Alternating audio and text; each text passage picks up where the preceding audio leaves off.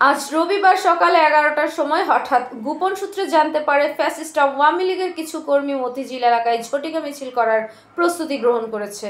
Desk প্রতিবেদনে দেখুন বিস্তারিত।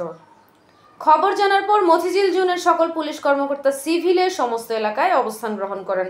তাৎক্ষণিক মতিঝিল থানা বিএনপির সাবেক সাংগঠনিক সম্পাদক মোহাম্মদ আক্তার হোসেন, যুবদল নেতা মতিঝিল থানা আহ্বায়ক ইসমাইল হোসেন মোল্লা এবং বিএনপির অঙ্গ সংগঠনের নেতা কর্মীরা ফ্যাসিস্ট আওয়ামী লীগের নিষিদ্ধ কর্মকাণ্ডের বিরুদ্ধে অবস্থান গ্রহণ করেন।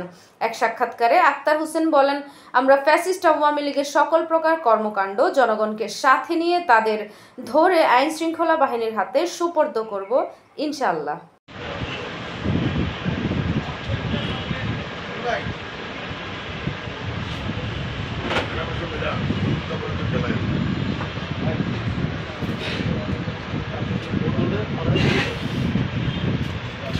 বক্তব্য যান।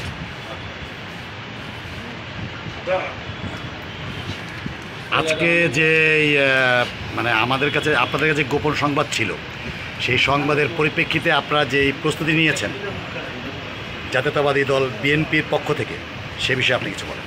ছাত্র দল, যুব দল, স্বেচ্ছাসেবক দল, শ্রমিক দল, ইভেন মহিলা দল পর্যন্ত আমাদের প্রস্তুত।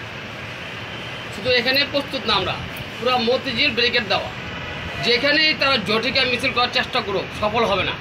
হয়তো কোনো দোকানে চা খেতে বসে হয়তো একটু আইডিয়া যে একটা ছবি রইতে পারে, এর আগেও তারা চেষ্টা করছে, 5 জন মিলা একটা ব্যানারে দৌড় দিছে, তো তারা গ্রেপ্তার হয়েছে, মাইর খাইছে। এখানে আমরা কোনো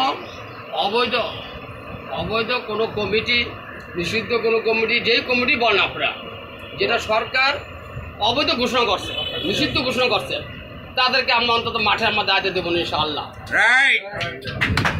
এখানে যদি মনে করেন আপনারা কেউ সন্ত্রাসী কার্যকলাপ করে চলে যাবে, তো চেষ্টা করতে পারেন, সফল হবে ইনশাআল্লাহ।